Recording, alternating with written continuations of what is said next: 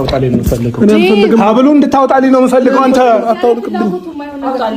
አልፈልግም። እኔ አላውልቅም። ሲጀመር እኔ ሀብሉን እስኪ ቆይ፣ እኔ ነው ወንድምህ ደህና ነው? ደህና ነው።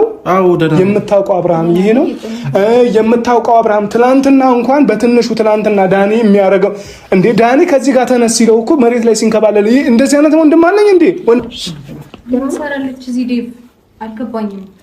ምን ለማድረግ የሞከራችሁ ነው?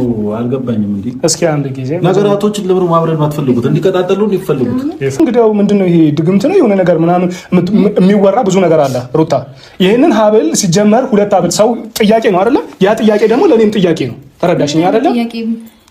ከዚህ በፊት ይህንን አብሬሽን ያውቋል ሁሉም ተመልካቹ። ይህንን አብሬሽ ነበር የምታውቁት፣ የደነዘዘ የማይናገር ተናገር ሲሉት የሚናገር ወይም ምን ልናገር ብሎ የሚጠይቅ አብሬሽ ነው። ከዚህ በፊት ታውቃላችሁ፣ ከመጀመሪያ ጀምሮ የምታውቁት ታውቃላችሁ። እንደዚህ አይነት አብሬሽ ነው የምታውቁት። ምንም አልሆነም። በቃ የሆነ ተሳስሮ እጅግሩ ምናምን እንደዚህ አሳስረው ምናምን እዛ ሶፋ ላይ ስላስቀመጡት የተደሰታችሁ ልትኖሩ ትችላላችሁ። ግን ሰው ነው ከምንም በላይ ጤነኛ ሆኖ ደስተኛ ሆኖ ምናምን የሚኖር ነው እንጂ ጫና ተደርጎበት የሆነ አስፈራርተው የሚያኖሩትን ሰው መሆን የለበትም። እሱም እኮ እንደ ሰው ወጥቶ መግባት አለበት። በቀደም ሲናገር እንደሰማ ነው መኪና የሚነዳልኝ ይፍሬም ነው ምናምን እያለ ነበረ። ስለዚህ ሰላም፣ እንዴት ናችሁ የተከበራችሁ የቻናል ቤተሰቦች ሁሉ ሰላም? እኔ ጋር ሁሉ ሰላም ነው። እንግዲህ ዛሬም እንደተለመደው በአዲስ ቪዲዮ መጥቻለሁ። አዲስ ቪዲዮ ስላችሁ ያው ከትላንት የቀጠለ ነገሩ እስከሚያበቃ ድረስ እንቀጥላለን። ዋና ሀሳቦችን አምጥተን ከእናንተ ጋር እንወያያለን ማለት ነው። የቻናል ቤተሰቦች ይህን ቪዲዮ ለደረሳችሁ አዲስ ሆናችሁ እንደተለመደው ቪዲዮ ከመጀመራችሁ በፊት ሰብስክራይብ በማድረግ ላይክ በማድረግ ሰፖርት አድርጉኝ ለማለት ነው። ወደ ቪዲዮ እንገባለን። እስቲ ዛሬ እስከ ዛሬ የት ነበረ ዴቭ እና ዛሬ መጥቷል። እስቲ አብርሽን የሚታደገው ከሆነ እናያለን ማለት ነው። ቪዲዮ እንቀጥላለን። ድግም ተሰርቶ ነው የሆነ ነገር ይባላል። የእውነት እንደዚህ አይነት ነገር እንዳለ እኔ በበኩሌ አላምንም። ግን ያው ድግምት አይሰራም ወይ ምናምን አይሰራም ምናምን ማለት አይደለም። ለሚያምንበት ሰው ምናልባት ሊሰራ ይችላል። ግን እኔ በእንደዚህ አይነት ነገር እምነቱ የለኝም። ግን ወንድሜ እንደዚህ ሲሆን በፍጹም አይቼው አላውቅም። ሲጀመር እንደዚህ ሲሆን አይቼው አላውቅም በፍጹም ማለት ነው። ስለዚህ እኔ ወንድሜ ለማዳን ዛሬ እንግዲያው ስልክም ስደውል የፍሬምም ስልክ አያነሳልኝም፣ ሩታ ጋርም ስልክ ስደውል አታነሳም፣ አብርሃምም ጋር ስደውል ስልክ ጭራሽ አያነሱም ሶስቱም ማለት ነው። ስለዚህ ማድረግ ያለብን ዛሬ ምንድነው ከኤርሚ ጋር ደወልኩላት። እሷን ትናንትና ትንሽ አሟት ስለነበረ ከእሷ ጋር ያለውን ነገር ለምን ታዲያ እንደዛ ከሆነ ዛሬ ያው ከመኝታ ነው አስነስቻት የመጣሁት። እናንተ ጤነኛ ናችሁ እንዴ? እናንተ እንዴት ነው የምታወሩት?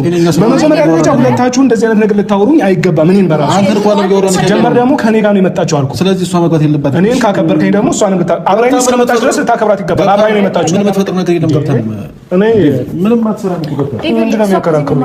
እንደዚህ ቁጭ ብለህ ነው እንደ አንተ እነሱ የሚከራከሩት? ላይ እንዳየነው ሄርሜላና ዴቭ መጥቷል አብርሽ ጋር እናስገባም ብለው በግድ ቢያስገቧቸውም ሄርሜላ አትገባም ብለው በግድ ገብታለች ማለት ነው። እንግዲህ አብርሽን ከዚህ አሁን ካለበት ችግር ለማውጣት እየሞከሩ ነው ያሉት። እየሞከረ ነው ያለው ዴቭ። ግን እስከዛሬ በመቆየቱ ያው አለ አይደለ ይህን ሁሉ ጊዜ ሲያልፍ የት ነበር የሚለው ነገር ጥያቄ ቢሆንም መጥቷል ዛሬ። እንግዲህ ሀብል ማለት አንገቱ ላይ ያደረገው ነገር ካልበጠሰን፣ ምክንያቱም ችግሩ እሱ ነው ብለው ስላመኑ ማለት ነው። እንየው እስቲ ቪዲዮን። ነገርሽ ምንም የምታወሪ ምንም የምትወራጨው ምንም አታመጭም። አትድከሚ ብል ፕሊዝ። በሰላምና በፍቅር የመለሽዋት መስም እንደዚህ ለስታወሪ ምንም ማድረግ አይቻልም። ስራሽን ታውቂዋለሽ እኮ ምንም ማድረግ አይቻልም። አዎ ከልቡ እንዳልሆነ ታውቂዋለሽ በደንብ ሆነ። እንግዲህ ልቦናሽ ያውቀዋል። ሆነ እስቲ አመት ከምናምን ያልተመለሰ ፍቅር በእንደዚህ አይነት መንገድ አይደለም የሚመልሽው። ሆነ በምንድን ነው የመለሰው? ምን ትሆኚ ይሄን አውቃለሁ። ወንድ ከሆናችሁ ይሄ ሀብል ይውለቅልኝ፣ እኔ ጥያቄ አለኝ። ሀብል ይውለቅልኝ እና በራሱ ፍላጎት ነው ጥያቄ ማውለቅ ፈልጋለሁ። ባላወልቅም እኮ እያለ ነው። በራሱ ፍላጎት እኮ ነው ያደረገው። በቅድ እኮ እንደዚህ አድርጋለሁ ነው። ቪዲዮ ላይ ምንድን ነው አሁን የተከሰተው ነገር? እኔ አሁንም ቢሆን የምለው ነገር ምንድን ነው ይሄ ጎራ መያዙ፣ እኔ ከእንትና ጎን ነኝ ማለቱ ጥቅም የለውም። አሁንም ቢሆን ሁሉም በዚህ ተከታታይ ድራማ ላይ የሚመቸው ሰው የሚመቸው ተዋናይ ሊኖር ይችላል። እሱ ግልጽ ነው። ሩታ የተበደለችው ነገር ሊኖር ይችላል። ሄርሜላ የተበደለችው ነገር ሊኖር ይችላል። አብርሽም የተበደለው ነገር ሊኖር ይችላል። ግን ከዚህ በላይ ደግሞ በመሀል ያለው አብርሽ ነው እየተጎዳ ያለውም፣ በሁለት መሀል እየተጎዳ ያለውም እሱ ነው። እዚህ ጋር አንድ ነገር አለ። አሁን አንድ ሰው በግድ አንድ ሰውን አስገድዶ አንድ ነገር ማድረግ አይችልም። እውነቱን ለመናገር አንድ ሰው ራሱን መምራት የሚችለው ራሱን ነው። ሁለት ሀብል ለምን ያደርጋል? ምን ችግር አለው? ፈልጎት ከሆነ እሱን ብቻ ሳይሆን ሀብሉን ካደረገ በኋላ ነው ነገሮች በጣም እየተቀያየሩ ያሉት። ሄርሜላ ሀብሉን ካደረገ በኋላ ነው። በቃ ሀብሉን ካደረገ በኋላ ነው አብርሽ የተቀያየረው። ሌላ ሰው የሆነው ሀብሉን ካደረገ በኋላ ነው እያለችኝ ነው። እኔ ስለዚህ ሀብል የምታወሩት ነገር በራሱ ነው ጭራሽ አልገባኝም። ገብቷል አይደል? ግን እሷ የተረዳችው ነገር ስላለ ይህንን ሀብል እንዲያወልቅ እፈልጋለሁ። እሷም ብላለች በእሷ የተነሳ እኔም እንድታወልቅ ሀብሉን እፈልጋለሁ። ገብቷል አይደል? አሁን ሀብሉ ሲጀመር ደግሞ እኔ አንተን ሳውቀው ሁለት ሀብል አንጠልጥል የምትዞር ሰው ወንድ ልጅ አይደለም። ደግሞ እኔ ወንድሜን በደንብ ነው የማውቀው። ሁለት ሀብል አድርጎ የሚሄድ ወንድም እኔ የለኝም። ስጦታ ነው። ስጦታ ቢሰጥህም ሌላ ጊዜ ስጦታ ስንት ጊዜ ሰጥሃለች? ስንት ጊዜ ስጦታ ተሰጥቷል? ቀይረህ ታደርጋለህ እንጂ ሁለት ሀብል አድርጋ አትሄድም። ከዚህ በፊት እንደሚያደርገው አብርሽ ለምንድን ነው እሺ ጤነኛ ከሆነ አብርሽ ለምንድን ነው እራሱ ቪዲዮ የማይሰራው? አሁን ቪዲዮዎች እየተሰሩ በሱ ቻናል ላይ ነው እየተጫኑ በሱ ቻናል ላይ ነው እየተጫኑ ያሉት። ራሱ በቃ እኔ ጤነኛ ነኝ ምናምን በቃ እንደዚህ ብሎ ቪዲዮ የማይሰራው ለምንድን ነው? እውነት ፈልጎት ከሆነ እውነት ጤነኛ ሆኖ ከሆነ ራሱ ቪዲዮ በትክክለኛ አእምሮ ከሆነ ለምን ራሱ ቪዲዮ አይሰራልን? ምክንያቱም ተመልካቹም በዚህ ሁኔታ ጎራ ይዞ መበጣበጥ የለበትም፣ ወይም በኮሜንት ብዙ ነገር ውስጥ መግባት የለበትም። እንደሚባለው ከሆነ ያው አብርሽ ኤፍሬም እና ሩታ አሰርተውበታል ምናምን የሚባለው ነገር በሀብሉ ማለት ነው የሚባለው ነገር ራሱ ግልጽ ማድረግ አለበት ራሱ ማለት ነው። ቪዲዮ መስራት አለበት እንደሌላ ቀን በፈገግታ ምናምን በጠንካራ ጎን ሆኖ መጥቶ ቪዲዮ መስራት አለበት ለኦዲየንሱ ማለት ነው። እውነት ትክክል ከሆነ ማለት ነው። እዚህ ልክ ነው የምትጫወቱት ሁላችሁ እየመጣችሁ። እኔ የምለው እንዴት ነው ከሱ ጋር እዚህ ነው ያለው ወይስ ራስ ጋር ነው ያለው? ራሴ ጋር ነው ያለው። ራሴ ጋር። እሺ ሰሞኑን የሚሆነውን ነገር እያየህ ነው? እየህየው ተረ እንደ አብረን እንደለው እኮ ታዲያ ልክ ነው ወይ? ደግሞ ይሄንን ጥያቄ ለአንተ ሳይሆን ሩታ ልክ ነው? ምን ሆነ? ይሄንን አብርሽን ነው የምትፈልጊው ነው ወይስ? በጣም ሰላም እኮ ነው የተረጋጋ። ድሮም የተረጋጋ ነበር። አሁንም ወደ ድሮ ማንነቱ ነው የተረጋጋ እኮ። ድሮ የምታውቂው አብርሽ ይሄን ነው? ይሄን ነው የምታውቂው አብርሽ? በጣም ሰላማዊ አብርሽ። እኔ አሁን እሺ ከእናንተ ጋር ከአንቺም ጋር ከኤፍሬምም ጋር መከራከር አልፈልግም። እኔ አሁን ሀብሉ ነው ብቻ ነው የምፈልገው ሲጀምር እኔ ኖ ኤርሚ ሀሳብ ካለሽ ማውራት ትችያለሽ፣ ግን እኔም እንዲያወልቅ የምፈልገው አሁን ሀብሉ እንዲያወልቅ እፈልጋለሁ። እኔም ሀብሉ እንዲያወልቅ እፈልጋለሁ። አብርሽ ዴቭ ሀብሉን ለመበጠስ እንትን በሚያደርግበት ሰዓት የሆነ ህፃን ልጅ ነው የሆነው። አልፈልግም፣ አትበጥሱብኝ፣ አትንኩብኝ ምናምን ማለት ነው። እና ለምን እንደዚህ ይሆናል? አሁን እሱ በእውነተኛ አእምሮ ከሆነ እንደዚህ ማለት የለበትም።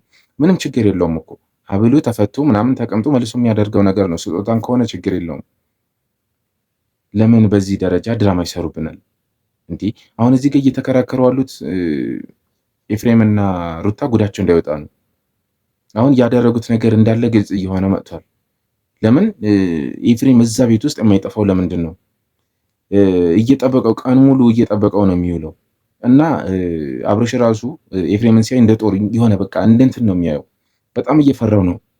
በጣም ነው የሚፈራው ኤፍሬምን ማለት ነው።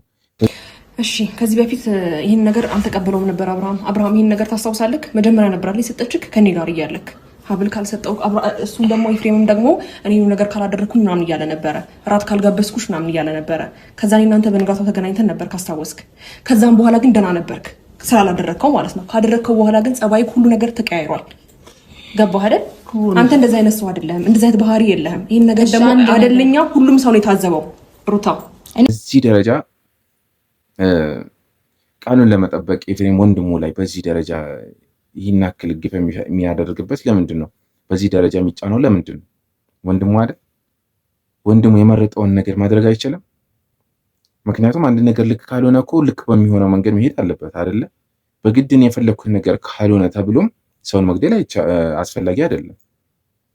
እንዲህ እዛ ጋር እኮ ሽባ አድርገህ አስቀምጠ አንድ ሰው እኛ የፈለግነው ነገር ካላርክ በቃ በሆነ ነገር በቃ እዛ ጋር በጉልበት በእንትን በጸባይ በንግግር መመለስ ሲያቅተው አንድ ሰው የሆነ ሌላ የሆነ ባዕድ ነገር ውስጥ መግባት የለበትም። ሰው ነው አይደለ? እሺ ሩታስ ታድርገው። እሺ ሩታ ስለምትወደው ወይም የልጇ አባት ባሏ የቀድሞ ባሏ ስለሆነ ብታደርገው ማንም ሰው እንትን ግን የገዛ ወንድሙ በወንድሙ ላይ ለምን ይጨክናል?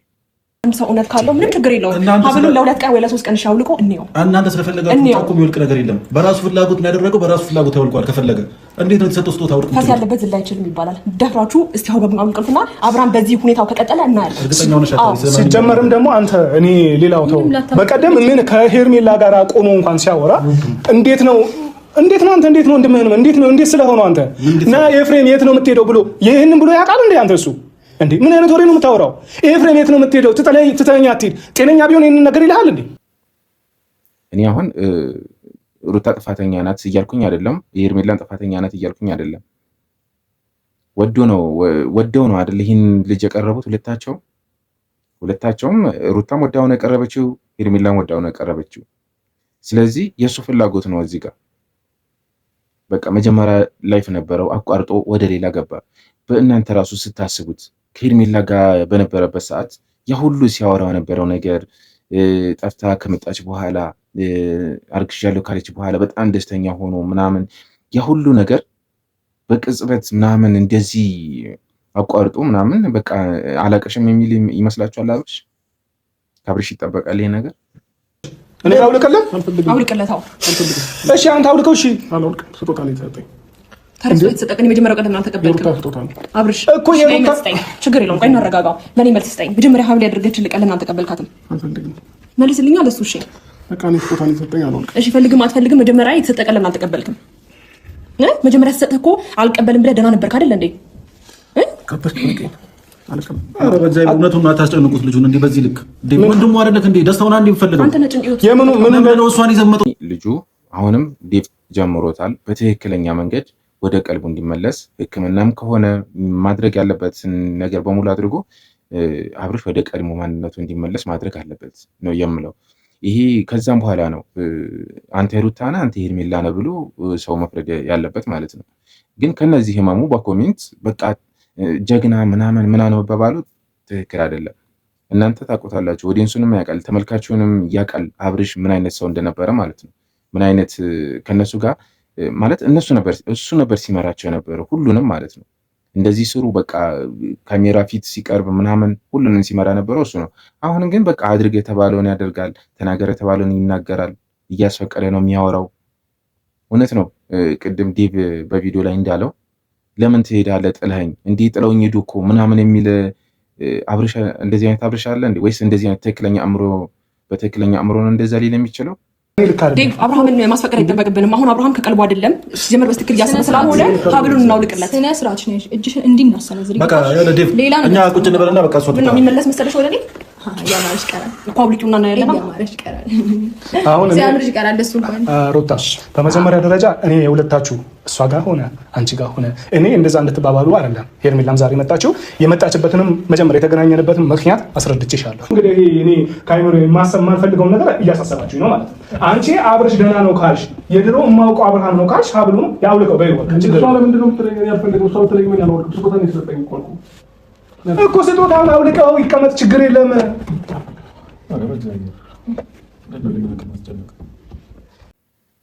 ዳኒ እንኳ ና ተነስ እንውጣ ሲለው እኮ ከሶፋ ላይ ወድቆ ሲንከባለል አይተናል። አቅም አንሶት ምናምን ማለት ነው። ስለዚህ እንደዚህ አይነት አብርሽ ነው አብርሽ እና እውነት ለመናገር አብርሽ ጥሩ ሙድ ውስጥ አይደለም ማለት የሆነ ነገር ወጥሮ የያዘው ነገር አለ።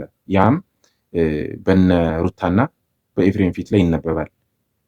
የሆነ ነገር በቃ አለ አይደለ ብቻ ከባድ ነው። አብርሽ በዚህ ደረጃ የሆነ ነገር ለመናገር የሆነ ነገር ለማድረግ ምናምን በዚህ ደረጃ ሆነ አይተነው አናውቅም አይደለ። የሆነ በኮንፊደንስ በራሱ ኮንፊደንስ የሚንቀሳቀስ ሰው ነበረ። እንኳን ኤፍሬም አይደለም ማንም ሰው ቢመጣ ከራሱ ሀሳብ የሚያስወጣው ሰው አልነበረ።